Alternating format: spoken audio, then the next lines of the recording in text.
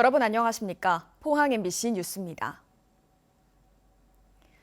포근했던 어제와는 달리 오늘은 비가 내리겠습니다. 예상 강수량은 10에서 40mm 정도입니다. 또 경북 동해안 전 지역에 풍랑특보가 발효될 것으로 보여 주의가 필요합니다. 조주경 기상캐스터입니다. 어제는 포근한 입동을 보냈지만 오늘부터는 날씨가 돌변하겠습니다. 강한 비와 함께 바람까지 말썽이겠는데요. 오늘 아침 경북 서부 내륙부터 비가 내리기 시작하겠고요. 오전이면 경북 동해안 대부분 지역까지 확대되겠습니다. 늦은 오후까지 이어질 텐데요. 오늘 예상되는 비의 양은 10에서 40mm 정도가 되겠습니다. 낮 한때 시간당 10에서 30mm의 강한 비와 함께 천둥과 번개를 동반해서 요란하게 내리겠습니다. 시설물 관리와 안전사고에 유의하시기 바랍니다. 바람까지 강하게 불겠습니다. 현재 울릉도와 독도에는 강풍특보가 발효 중인 가운데 경북 동해안 전 지역에는 오늘 오전이면 특보가 발효될 것으로 예상됩니다. 이어서 자세한 오늘 날씨 보겠습니다. 오늘 아침 기온은 11도에서 15도 분포로 어제보다 조금 높게 출발하고 있고요. 한낮 기온은 경주와 영덕이 18도, 울진과 포항은 19도 선에 머물면서 낮 기온은 어제와 비슷하겠습니다. 울릉도와 독도는 오늘 오후부터 밤까지 비가 내리겠습니다. 아침 기온 울릉도 15도, 독도 17도로 출발하고 있고요. 한낮에는 울릉도 18도, 독도 19도까지 오르겠습니다. 동해 전해상에는 풍랑특보가 발효될 것으로 예상됩니다. 바다의 물결은 중부 해상에서 최고 5m, 남부 해상에서 4m로 매우 높게 일겠습니다. 비구름이 지난 뒤 내일 아침부터는 급격하게 날씨가 추워지겠습니다. 포항의 아침 기온은 6도로 오늘보다 10도가량 뚝 떨어지겠습니다. 날씨였습니다. 경주 월성원전 주민들의 방사선 노출과 주민 건강 실태 사이의 연관성은 그동안 명확히 밝혀진 바가 없었습니다. 정부가 논란 끝에 6년여 만에 재조사에 나섰는데요. 주민들의 불안감을 해소할 수 있는 결과가 나올지 주목됩니다. 장미쁨 기자가 보도합니다.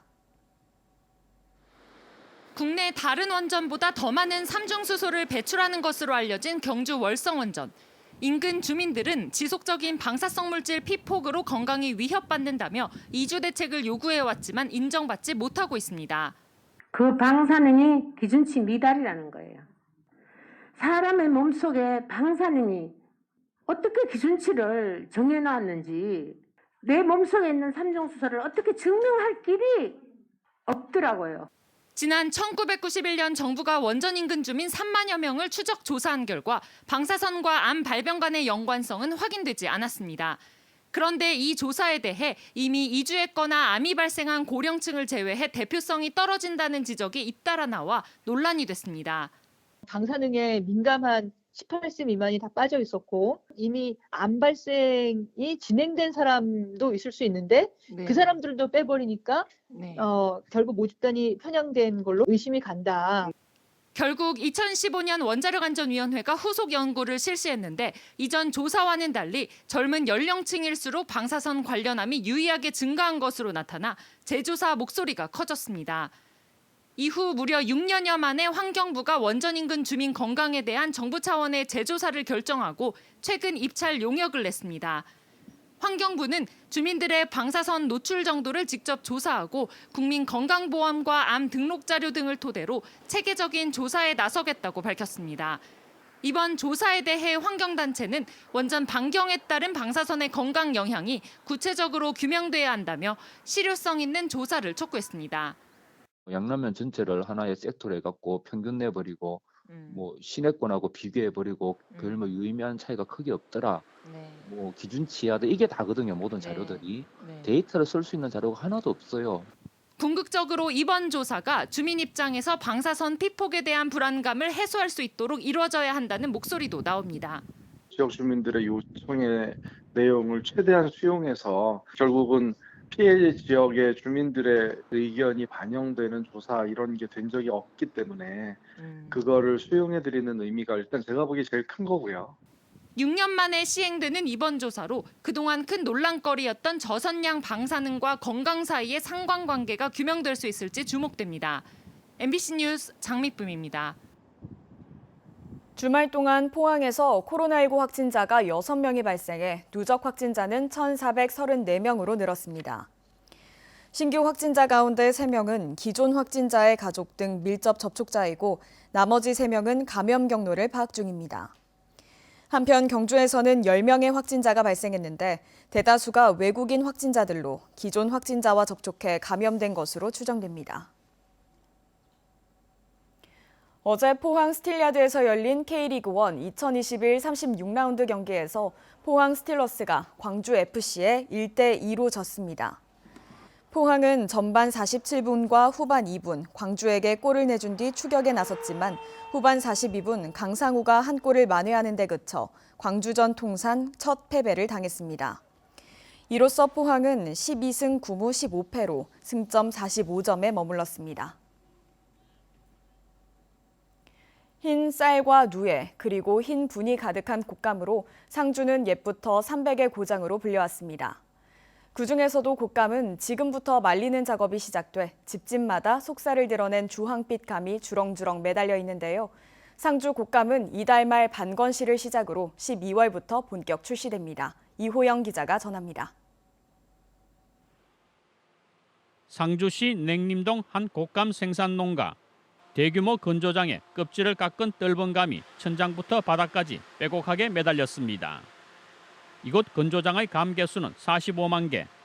노랗거나 주황색의 속살을 드러낸 감과 붉은 건조대가 어우러지면서 건조장은 단풍보다 더 진한 가을색으로 물들었습니다. 일교차가 큰 기온과 바람으로 얼었다 풀렸다를 반복하면 겨울철 최고의 간식 곶감이 탄생합니다. 상주 떫은 감이 맛있는 곶감이 되기 위해서는 시간이 다소 걸립니다. 반건시까지는 45일, 완전 건시까지는 60일 정도 걸립니다. 이달 말쯤 반건시로 출시돼 소비자의 입맛을 돋우고 다음 달 중순이면 완전한 곶감이 만들어집니다. 코로나19로 어렵게 근로자를 구해 감을 따고 깎고 매달기 작업까지 마친 농민은 수출로 소비가 되살아나지 않을까 기대가 큽니다. 예, 국내 시장이 포화 상태입니다. 그래서 지금 시장을 다변화하기 위해서 미국으로 수출도 하고 있고요. 지금 동남아시아의 말레이시아나 싱가포르로 지금 해외 바이하고 지금 미팅 예정 중이고요. 위드 코로나가 되면서 국내 관광객 유입에도 기대를 걸고 있습니다. 감타래마다 주저리 전설이 열리고 주황색으로 물든 상주에 오셔서 맛있는 곶감도 드시고 이 가을을 즐기시기를. 올해 상주 7,900여 농가에서 생산한 떫은 감은 모두 7,500여 톤으로 흉작이었던 지난해보다 27% 정도 증가했습니다. 상주 곶감의 원료감인 상주 둥시는 적당한 수분과 과유, 깎기 좋은 모양, 매달기 좋은 감꼭지 등으로 곶감 만들기에 가장 적합하고 산림청에 품종도 등록돼 있습니다. 특히 상주 전통 곶감 농업은 지난 2019년 국가 중요 농업유산 제15호로 지정 보호되면서 상주 곶감은 더욱 명성을 얻고 있습니다. MBC 뉴스 이호영입니다. 경상북도가 단계적 일상회복에 발맞춰 그동안 미뤄지거나 취소됐던 농특산물 특판 행사와 수출 행사를 진행합니다. 경북 농특산물 쇼핑몰 사이소에서는 11월 한 달간 김장 제품 할인전과 최대 40%까지 할인해주는 경북 세일 페스타 연계 판매전 등을 엽니다. 오는 25일부터 이틀간 경북도청 동락관에서는 농식품 수출업체 36개사가 참가하는 수출 상담회를 개최합니다. 2021 포항 국제 불빛축제가 오는 20일과 21일 이틀 동안 포항 영일대 해수욕장에서 열립니다. 코로나19 사태로 2년 만에 열리는 이번 축제는 일상회복의 희망을 주제로 드론 불꽃쇼와 미니 희망 불꽃쇼 등이 펼쳐집니다. 개막식은 위드 코로나 지침에 따라 사전 예약을 해야 하며 예약은 포항문화재단 또는 포항시 홈페이지에서 오는 10일부터 할 수 있습니다. 캠핑 관광 수요 급증에 따라 경상북도가 캠핑 관광 활성화에 나서기로 했습니다. 경상북도는 캠핑 관광 활성화 용역을 통해 도내 캠핑장 230곳의 이용객을 대상으로 설문조사를 한 결과 애견 동반 캠핑 여행을 확대하고 로컬푸드 간편식을 시범 제작해 조리대회 등을 열기로 했습니다. 경상북도는 내년부터 도내 캠핑 프로그램에 이를 반영할 계획입니다. 사람 대신 알아서 척척 작업을 하는 로봇과 자동화 장치가 축산에도 본격적으로 도입되고 있습니다. 고령화와 인력난으로 어려움을 겪고 있는 축산 농가에 큰 도움이 될 것으로 기대됩니다. 김건엽 기자가 보도합니다. 커다란 상자 모양의 기계가 움직이며 소들에게 사료를 나누어 줍니다. 사료 운반차에 자율주행 기능을 접목해 만든 사료 로봇으로 사료를 주는 시간과 횟수, 양을 미리 설정하면 필요한 양을 공급받아 스스로 이동하며 나누어 줍니다. 매일 아침과 저녁 2시간씩 사료를 주는 데 드는 시간과 노동력이 절감됐습니다. 많은 노동력이 절감되었는데 그 시간을 개인적인 업무나 또는 사양 관리하는데 전념할 수 있어서 아주 편리하고 좋습니다. 우유를 짜는 로봇 착유기도 개발됐습니다. 젖소가 들어오면 로봇 팔이 나와 우유를 짜는 건 물론 세척과 소독까지 척척 해냅니다. 착유 작업은 젖소를 키우는 일의 40%를 차지할 만큼 비중이 커서 그 효과가 더욱 기대됩니다. 오리 농장에는 왕겨나 톱밥 같은 깔집을 자동으로 살포하는 장치가 보급되고 있습니다. 우리나라 축산 농가의 고령화율은 2010년 29.6%에서 2019년 43.6%까지 올라 갈수록 심해지고 인력난도 가중되고 있습니다. 최근 많은 축산농가가 고령화로 가축 관리에 어려움을 겪고 있습니다. 로봇이나 자동화 장치들은 가축 관리 시간과 노동력을 줄여 도움이 될 것으로 기대합니다. 사람을 대신해 일하는 작업용 로봇과 자동화 장치가 본격 도입되면서 축산 농가에 큰 도움이 되고 있습니다. MBC 뉴스 김건엽입니다. 포항시 남북구 보건소는 오는 15일부터 보건복지부가 추진하는 인공지능과 사물인터넷 기반의 어르신 건강관리 서비스 시범사업 참여자를 모집합니다.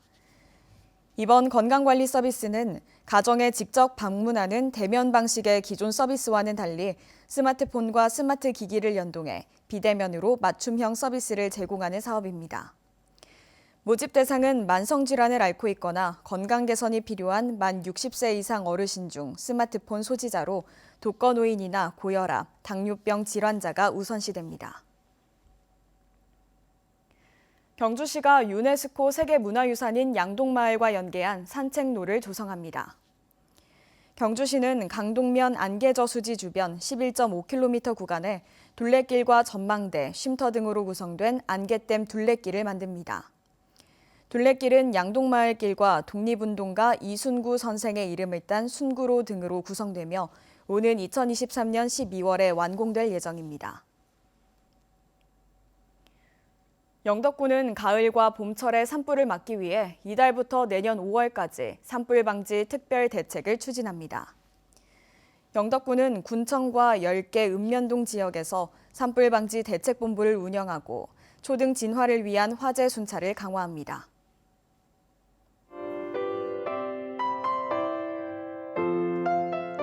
어제는 포근한 입동을 보냈지만 오늘부터는 날씨가 돌변하겠습니다. 강한 비와 함께 바람까지 말썽이겠는데요. 오늘 아침 경북 서부 내륙부터 비가 내리기 시작하겠고요. 오전이면 경북 동해안 대부분 지역까지 확대되겠습니다. 늦은 오후까지 이어질 텐데요. 오늘 예상되는 비의 양은 10에서 40mm 정도가 되겠습니다. 낮 한때 시간당 10에서 30mm의 강한 비와 함께 천둥과 번개를 동반해서 요란하게 내리겠습니다. 시설물 관리와 안전사고에 유의하시기 바랍니다.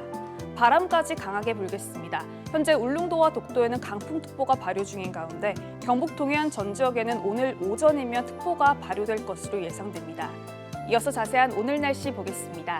오늘 아침 기온은 11도에서 15도 분포로 어제보다 조금 높게 출발하고 있고요. 한낮 기온은 경주와 영덕이 18도, 울진과 포항은 19도 선에 머물면서 낮 기온은 어제와 비슷하겠습니다. 울릉도와 독도는 오늘 오후부터 밤까지 비가 내리겠습니다. 아침 기온 울릉도 15도, 독도 17도로 출발하고 있고요. 한낮에는 울릉도 18도, 독도 19도까지 오르겠습니다. 동해 전해상에는 풍랑특보가 발효될 것으로 예상됩니다. 바다의 물결은 중부 해상에서 최고 5m, 남부 해상에서 4m로 매우 높게 일겠습니다. 비구름이 지난 뒤 내일 아침부터는 급격하게 날씨가 추워지겠습니다. 포항의 아침 기온은 6도로 오늘보다 10도가량 뚝 떨어지겠습니다. 날씨였습니다. 이상으로 포항 MBC 뉴스를 마칩니다. 여러분 고맙습니다.